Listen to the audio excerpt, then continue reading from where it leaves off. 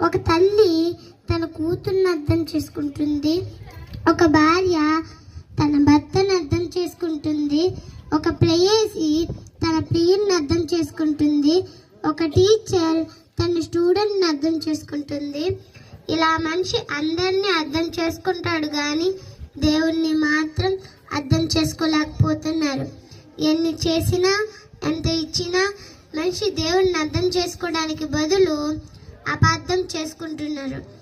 మనుషులు ఎక్కువగా గుట్కాలు, మత్తు పదార్థాలు, మత్తు పానీయాలు తిని తాగేవాణిని మనం చూసినప్పుడు ఎందుకండి వీటిని తిని ఆరోగ్యాన్ని పాడు చేసుకుంటున్నాడు అని అడిగితే, బ్రదర్, దేవుడు అన్ని సృష్టిలోనే పెట్టాడు కదా, తాగితే తప్పేముంది అంటాడు. అంటే వీడు దేవునికే కౌంటర్ వేస్తున్నాడు.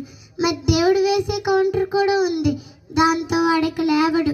అది ఎలా ఉంటుందంటే, నాయన సృష్టిలో జీడిపప్పు పెట్టాను, గన్నేరు పప్పు పెట్టాను, మరి జీడిపప్పే ఎందుకు తింటున్నావు, గన్నేరు పప్పు ఎందుకు తినటం లేదు అని దేవుడు అడిగితే వాడు ఏమైపోతాడండి? అందుకే దేవుని కౌంటర్ వేయాలని చూడకండి, మీరు ఎన్కౌంటర్ అయిపోతారు.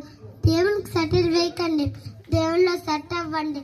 దేవుడు మీ మంచి కోరాడు కనుకనే మంచి ఆహారం తీసుకో అని అంటున్నా, దేవుని మాట వినుకున్నా దేవుడిని అపార్థం చేసుకుంటున్నావు. దేవుడు మనల్ని ప్రేమించి ఈ ప్రకృతినిచ్చి మనల్ని తన కోసం బతకమంటే దేవుణ్ణి మరిచి మనుషుల కోసం బతుకుతూ సృష్టికర్తకు బదులుగా సృష్టిని పూజిస్తూ దేవునికి దూరం అవుతున్నారు. మనిషికి దేశం మీద ఉన్న భక్తి దేవుని మీద లేదు, భార్య మీద ఉన్న ప్రేమ దేవుని మీద లేదు. ఎందుకంటే దేవుడు వీరికి అర్థం కాలేదు. మరి దేవుడు మీకు అర్థం కావాలంటే ఏం చేయాలో తెలుసా?